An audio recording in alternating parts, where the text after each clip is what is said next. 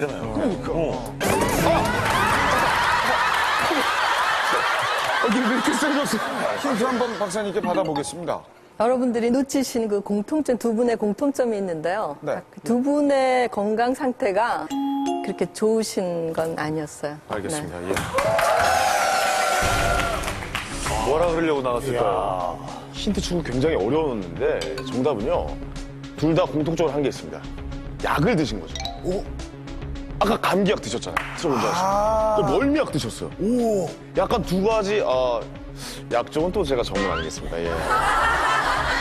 약을 드셨을 때 둘 다 약간 졸음을 유발하는 그런 성분이 있는 약들이죠. 이 문제 맞히면 황현희 씨가 약 문제 최초로 맞히는 거예요. 와. 예, 약국집아들 약 문제 다 틀렸는데 지금. 개인적으로 이 문제 욕심납니다. 정답은 졸음이 오는 약을 먹었기 때문이다. 맞을 것 같아.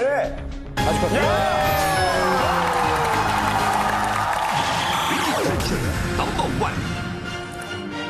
정답은 바로 약을 먹고 곧바로 운전을 했기 때문입니다. 정확하게 맞췄습니다. 조숙희 씨는 운전을 하지 않을 때는 멀미가 심한 편이라 약국에서 쉽게 구입할 수 있는 시럽 형태의 멀미약을 먹은 뒤 무심코 운전을 해버렸고, 배태한 씨의 경우도 갑자기 일이 많아지면서 감기에 걸리게 됐고 증상이 더 심해지기 전에 약을 먹어야겠다는 생각에 약국에서 파는 종합 감기약을 먹은 뒤 곧바로 운전을 한 것이 문제였던 것. 우리나라에는 의사 처방 없이 약국에서 쉽게 구입할 수 있는 일반 의약품 중에 항히스타민제가 들어있는 종합감기약과 스코폴라민제가 들어있는 멀미약이 있습니다. 이 약들은 특성상 졸음을 유발할 수가 있습니다. 그러나 그 주의사항 중에 복용 후에 3, 4시간 이내에는 운전이나 복잡한 기계조를 하면 안 되는데요. 실제로 이런 주의사항을 잘 지키지 않아서 사고를 발생하는 경우가 많이 있습니다. 특히 요즘과 같이 낮과 밤의 기온차가 클 때는 감기에 걸리는 사람들이 늘어나게 되는데, 이때 많은 사람들이 약국에서 쉽게 구입할 수 있는 종합 감기약을 선호합니다. 그런데 이렇게 감기약을 먹고 난 직후에 정신이 몽롱해지고 어지러우며 갑자기 졸음이 심하게 쏟아지는 경험 한 번쯤 해보셨을 텐데요. 그 이유는 바로 감기약에 기본적으로 들어가야 할 여러 가지 요소 중 항히스타민이란 성분의 작용으로, 항히스타민 성분은 감기의 가장 흔한 증상인 콧물, 재채기에 뛰어난 효과가 있는 반면 복용 후 곧바로 중추신경을 자극해 졸음을 유발하는 물질이 나오도록 만드는 특성이 있습니다. 즉 이로 인해 운전자가 감기약을 먹고 바로 운전을 할 경우 그 전에 충분한 휴식을 취했다고 하더라도 졸음 운전을 할 가능성이 높다는 것. 그렇다면 실제로 감기약을 먹고 운전을 하는 것은 얼마나 위험한 일일까요? 관계기관의 도움을 받아 감기약을 먹기 전과 후 운전 능력에 어떤 변화가 있는지 알아보기로 했습니다. 실험 대상은 30대 남성과 여성 각각 1명으로 모두 운전 경력이 5년 이상이며 실험 전 충분한 수면과 휴식을 취한 상태입니다. 먼저 감기약을 먹기 전 남성 운전자의 운전 능력을 확인해 봤습니다.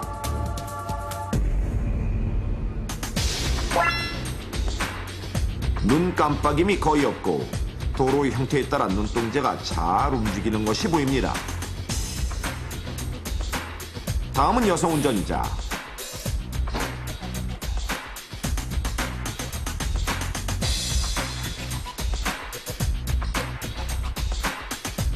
남성 운전자와 마찬가지로 눈이 거의 깜빡이지 않고 능숙하게 도로를 주행하는 모습. 그렇다면 시중에서 쉽게 구입할 수 있는 종합 감기약을 복용한 후에 운전을 하면 어떨까요? 의사와 상의 후 복용법에 맞게 각각 종합 감기약을 먹고 약 성분이 온몸에 퍼지도록 30분간 기다렸습니다. 과연 두 사람의 운전 능력에는 어떤 변화가 있을까요? 먼저 남성 운전자의 경우 처음에는 약을 먹기 전과 크게 다른 점이 보이지 않는데, 그런데 잠시 후 차선을 조금씩 벗어나기 시작하는 것이 포착됐습니다. 실제로 눈 깜빡임이 약을 먹기 전과 비교해 눈에 띄게 늘어난 것을 알 수 있는데, 한순간 크게 흔들리는 차량. 실제라면 중앙분리대에 부딪혀 큰 사고로 이어질 수 있는 아찔한 상황입니다. 운전자는 눈에 띌 만큼 졸음을 이기지 못하는 모습인데요. 집중을 해보려고 하지만 계속 차선을 넘어버리는 차량. 그 순간 운전자가 쏟아지는 졸음을 이기지 못하고 아예 눈을 감아버리고 말았습니다. 운전하다가 지금 사고 날 뻔도 했는데 정말 평소에는 그 졸음이 안 오는 약을 처방받아서 먹든지 아니면 감기약 먹고는 운전하면 안 될 것 같아요. 다음은 여성 운전자가 감기약을 먹고 운전을 시도해봤습니다. 자, 천천히 출발하는 차. 시간이 얼마 지나지 않아 남성 운전자와 마찬가지로 눈을 깜빡이는 횟수가 점점 늘어납니다.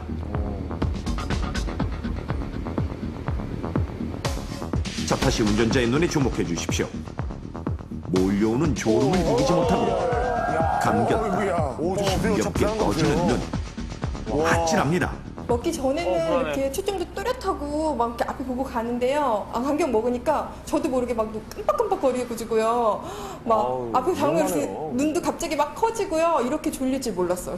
아직도 잠도 안 이렇듯 깬 표정이에요. 감기약을 먹고 운전을 하게 되면 운전자의 순발력을 급격히 떨어뜨려 돌발 상황에 대처하지 못하고 사고로 이어질 가능성이 높은 것을 알 수 있는데 실제로 영국에서는 감기약을 먹고 교통사고를 낸 운전자가 연평균 10만 명 정도에 이른다는 영국권의 조사 결과도 있었습니다. 허망하네요. 그리고 감기약처럼 졸음을 유발하는 성분이 있어 운전자가 절대 먹지 말아야 할 것이 바로 멀미약.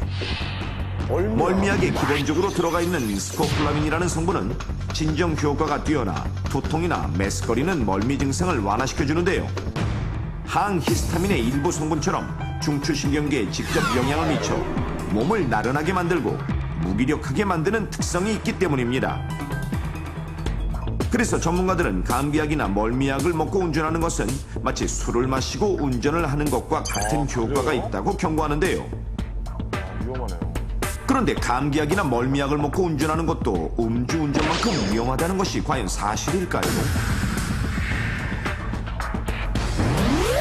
이는 뇌파 측정을 통해 쉽게 확인할 수 있습니다. 건강한 30대 남성 2명을 대상으로 먼저 뇌파를 측정한 후 각각 종합 감기약과 멀미약을 먹고 30분 후 다시 뇌파를 측정했습니다. 그리고 술을 마시기 전 후의 뇌파와 각각 비교해 보기로 했는데 자, 우선 이것은 술을 마시기 전 뇌파 결과입니다. 밝은 색의 영역이 많을수록 뇌가 활발하게 활동하고 있는 것을 뜻하는데요. 약을 먹기 전 두 참가자의 뇌파 또한 비슷한 상태로 일반적으로 낮 동안 일상생활을 할 때의 뇌파라고 할 수 있습니다. 이번엔 술을 마시고 난 후의 뇌파 결과입니다. 술을 마시기 전과 달리 밝은 색의 영역이 크게 줄었는데 이것은 마치 얕은 수면 상태와 같다는 것을 의미합니다. 그런데 감기약과 멀미약을 먹은 참가자들의 뇌파도 술을 마신 후의 뇌파처럼 밝은 색의 영역이 크게 줄어드는 것이 눈에 띕니다. 감기약은 밝은 색이 거의 없는 즉 감기약과 멀미약을 먹고 난 후에는 얕은 수면에 빠진 것과 같은 결과가 나타납니다. 졸음운전은 우리나라 교통사고 원인 중 1위를 차지하는 것으로 실질적으로는 음주운전보다 더 위험한 것으로 꼽히는데요. 실제로 고속도로를 시속 100km로 달리고 있을 때 단 1초만 졸아도 무려 28m를 앞을 보지 않고 달리게 된다는 사실. 그 때문에 일반 교통사고의 경우보다 치사율이 무려 3배 이상 높은 것으로 조사되기도 했는데 그렇다면 약에 의한 졸음운전 사고를 예방하려면 어떻게 해야 할까요? 넘버원에서 알려드리겠습니다. 우선 졸음이나 어지럼증 등을 유발할 수 있는 감기약이나 멀미약을 복용했을 때는 절대 운전을 하지 않는